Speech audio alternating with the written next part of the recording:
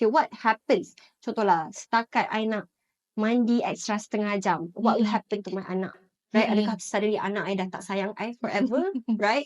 Is like the house going to burn down? No, right? So the thing... Okay, okay, okay, okay. Okay, okay, okay, okay. Okay, okay, okay, okay. Right.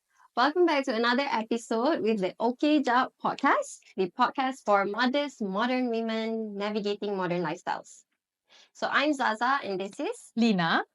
Right. Okay Job, Lina. Yes. So today kita nak cakap pasal a topic yang orang selalu sebut-sebut, especially our generation.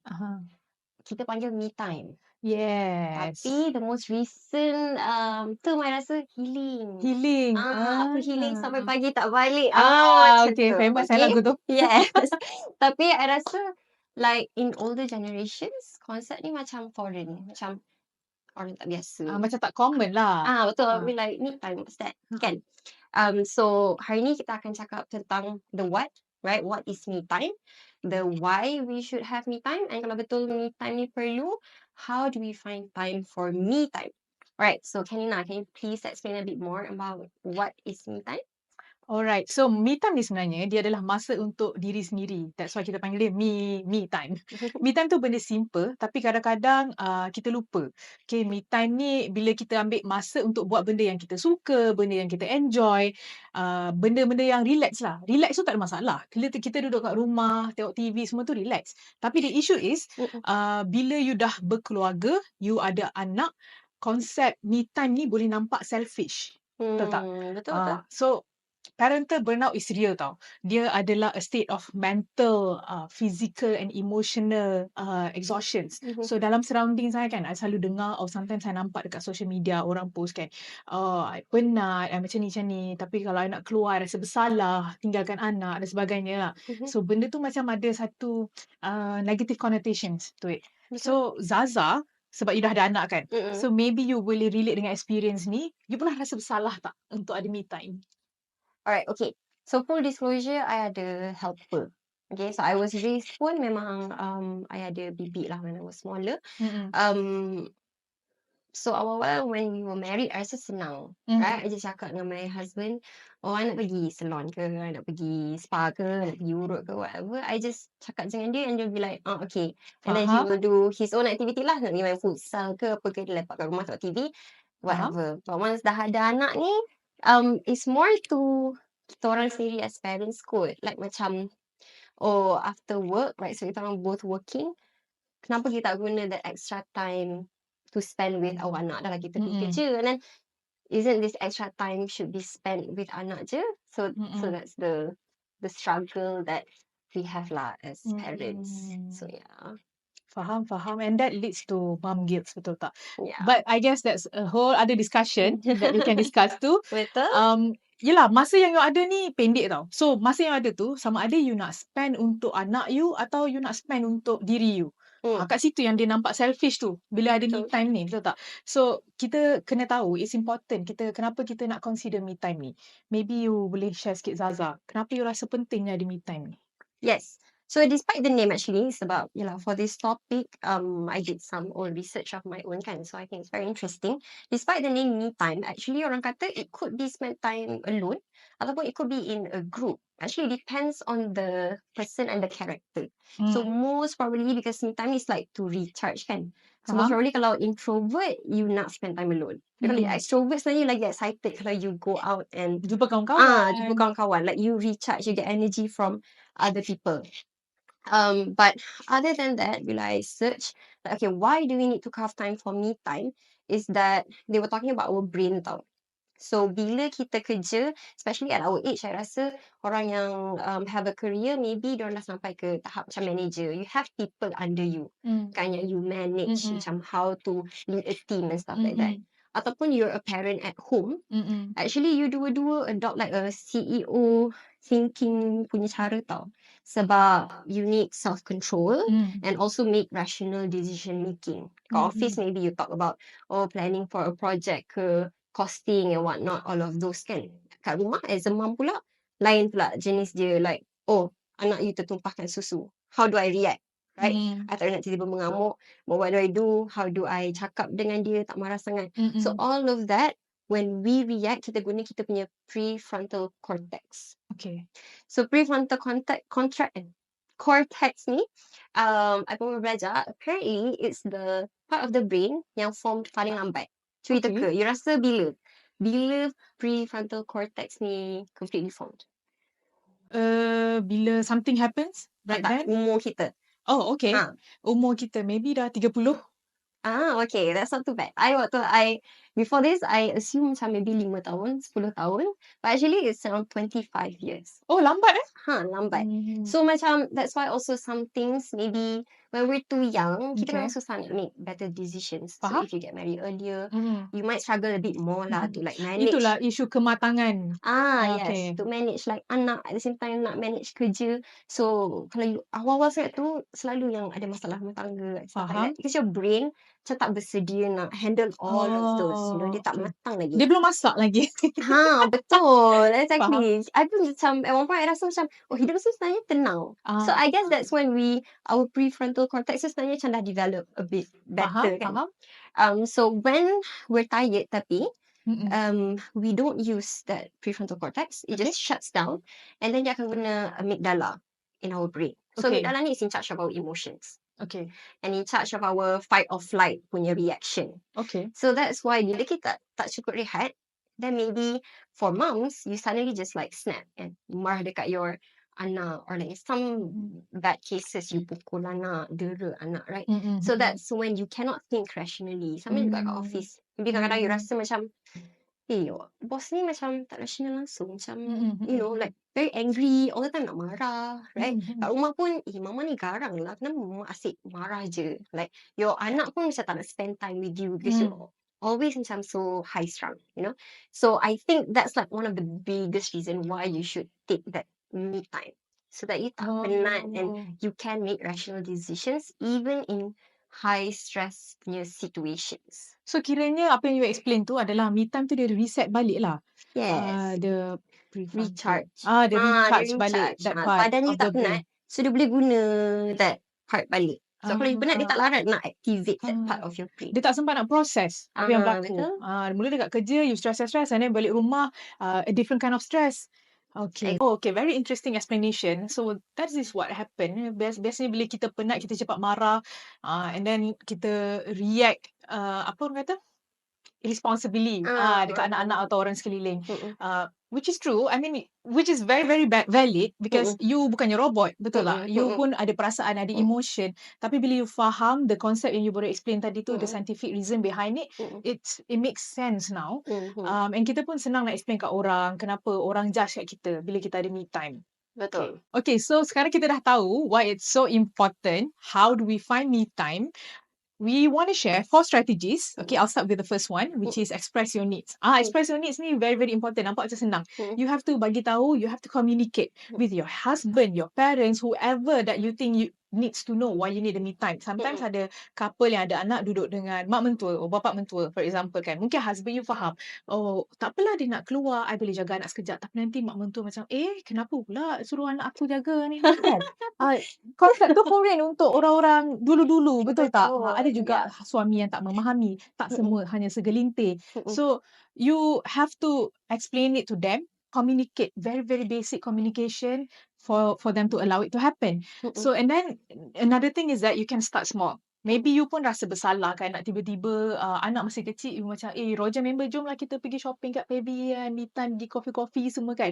Rasa macam, peliknya. Yelah you dah 9 bulan mengandung and then sebulan pantang and then like 1 year 1 year macam tu lah untuk baby you membesar. Tiba-tiba you nak tinggalkan anak you and selama ni you attach sangat-sangat. Tapi it's okay. It's okay. It's very valid untuk you rasa attachment yang strong macam tu. Start small. Maybe take a very long uninterrupted showers. I suka this part Okay. Sebab sometimes mak-mak yang I tahulah kan, mandi tak tutup pintu. Betul tak? Ataupun nak membuang ke apa tak tutup pintu. Nanti anak dia akan ketuk-ketuk, nak kacau duduk depan pintu. So this time along, why not you tutup pintu. So masa ni lah untuk you scrub badan, pasang lilin, shampoo, letak hair mask lama-lama panjang-panjang. Start with that first. Okay, then only maybe you nak start keluar kan. You go for a very short run to the cafe. you bersiap cantik sikit, you pergi cafe, order coffee. Orang kata the whole process of going to a cafe shop, sebab sometimes orang cakap buat je lah coffee kat rumah lagi murah, kenapa nak pergi cafe mahal-mahal. It's a process, it's the environment yang buat you enjoy, buat you relax. So nak But siapkan diri tu pun yes, kan. exactly. Siapkan diri, and then you duduk cafe pun you just browse phone ke, baca buku, momen-momen macam tu yang buatkan you relax, tenang. Start small, start with that first. And then maybe you ada second tips? Yeah, so this relates back to tadi kita cakap pasal guilt, right? That mom guilt. Betul. So I rasa with any mom or like parent lelaki ke pun, they will always have that rasa macam guilty-nya kalau I keluar kan. So sometimes diorang just shut that feeling down and diorang just tak consider pun to take me time. But I feel like instead take the opposite route. So question the guilt. Macam actually, okay, understand kenapa I rasa guilty. You know, take time to understand, explore the feeling. Sebab, okay, contoh I fikir, okay, I guilty sebab I rasa nanti I tak spend time with my anak. Okay, what happens? Contohlah, setakat I nak mandi extra setengah jam, what will happen to my anak? Right? Adakah suddenly anak I dah tak sayang I forever? Right? Is like the house going to burn down? No, right? So 30 minutes is fine. Tapi maybe you can take a step further, understand ke ada underlying reason lain yang I macam push back feeling ni. It could also be macam you cakap tadi, what will other people think? Especially kalau you duduk with the mak mertua ke, other family members ke, you takut, diorang fikir you're not a good mom sebab, you ada extra time tak spend dengan anak. Right? Such precious time to spend time dengan anak. Padahal, like, we know, okay, kita dah tak larat, even if kita spend time dengan anak kita sekarang ni, kita tired, kita cepat irritated. So maybe that time that you spend pun, it's not quality time. Maybe it will create negative experiences pun dengan anak you. Sebab you sendiri tengah penat and tak ada masa, macam tak ada that space nak macam, nak melayan anak you main game macam ni ke, tanya banyak-banyak soalan ke, you know. So that's something that you need to consider, and again you discuss lah dengan your husband ke, dengan whoever, like, you know, I just need, bagilah I sejam je, I just want to do this, you know. So question the guilt, understand kenapa I rasa macam ni, and again, consequences dia besar sangat ke kalau you ambil that extra 30 minutes. And again, I rasa societal pressure now is not that bad anymore. Orang are a bit more understanding. Dia open to, like, you know, new ideas or new ways to make better relationships, better families. So I rasa kadang-kadang other people, older people don't always know what's best or what's better. I rasa sometimes we just need to learn to trust ourselves. You know, instead of dengar apa orang yang cakap. Like, asas kita juga dengan husband kita, dua orang building our own family. Why should orang lain fikir apa, waste so much on our own relationship, you know? So yeah, so that's my second one. What about the third one? Rasa ni paling penting. You have to learn how to say no. Sebab masa you precious kan, you nak guna masa you yang paling-paling worth it. Okay, sebenarnya nak saying no ni, dia bukan hanya applicable dekat rumah je, dekat tempat kerja juga. Sebagai perempuan, I rasa, I tak tahu lah, at least for me, rasa kadang-kadang nak cakap no tu macam beratnya. Macam I akan dijudge sebagai malas ke, ataupun macam tak capable ke. So, learn how to say no. Kalau you struggle to do this, start with smaller things, you know, maybe ask for help. You, kalau you ada kakak, adik nearby, kan, ask for help. It's okay. So you explain tadi kan, Zaza, contohlah kalau you say no to something, like what's the worst that could happen? Bukannya rumah you akan terbakar, bukannya anak you akan terlentang, pergi hospital after that. So it's okay to say no. Betul? Right. Macam taboo kan, macam in our culture, I feel like it's a bit taboo. Like, Taboo, kita dibesarkan macam you always need to be polite. Like, yes is the polite thing to say, no is not polite. For some reason. I don't know lah. No, dia macam consider rude. Kan? Saya cakap, Zaza, boleh tak tolong I jaga anak? Tapi tak Macam tapi macam pelik lah kan. cakap no. Kalau I macam kata, actually I ada plans lain, kita will be like, suddenly kita akan just like say yes. You akan Tapi nanti say kat rumah sebenarnya complain, kenapa dia ni suka hati je nak suruh. You know, like, betul. I don't know lah, it's our culture, but maybe we need to learn to say no. But yes, so number 4, I think this is quite straightforward. Block out your time ahead of time. Can plan ahead. So for mine, my me time, now after ada anak, they're not really like, oh, pergi salon, pergi urut. It's more of, macam you cakap tadi lah, like maybe just some extra time beli groceries pun actually dah considered me time kadang, because you get to go out, drive, beli barang without any interruption, stuff like that. But I would try to plan ahead, because my biggest thing is guilt tak spend time dengan anak, right? So I would do both. So if I want to go out and do this, I kena juga carve time untuk spend time with my anak. Macam like even this week, I and my husband plan, okay, Sabtu we are going to spend time with our son.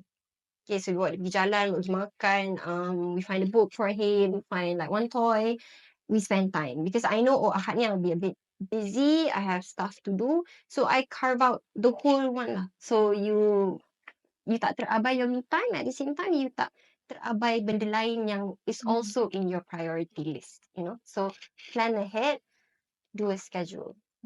It's much easier that way, I rasa. Okay, faham. Alright, so we've come to the end of our episode. So Lina talked about what me time is, right? It's about really recharging yourself. It could be done alone, it could be done in a group. It depends on you suka macam mana. And then the why, we talked about how our brain acts differently bila kita stress, bila kita well recharged. Yes. And lastly, we talked about 4 ways to actually carve out your me time, right? So the first, express your needs, make sure you communicate. Second, if you feel guilt, question the guilt, right? Really understand kenapa you are feeling guilty tu. And then third, learn how to say no, even though No. sometimes, no. Just say like, no, not today. Not today. You practice kat mirror ke, okay? No. Okay? And then last one is block out your me time, plan ahead, put it in your schedule. So yeah, hope everyone starts practicing some of these. Untuk kita orang pun, some of these are still quite a challenge. But inshallah we can make ourselves better and hopefully lead to a happier us. Right? Yes, happy us, happy outcomes. All right, thank you so much for listening. This is Lina. And this is Zaza. We'll see you at the next episode. Bye. Okay, okay, okay, okay.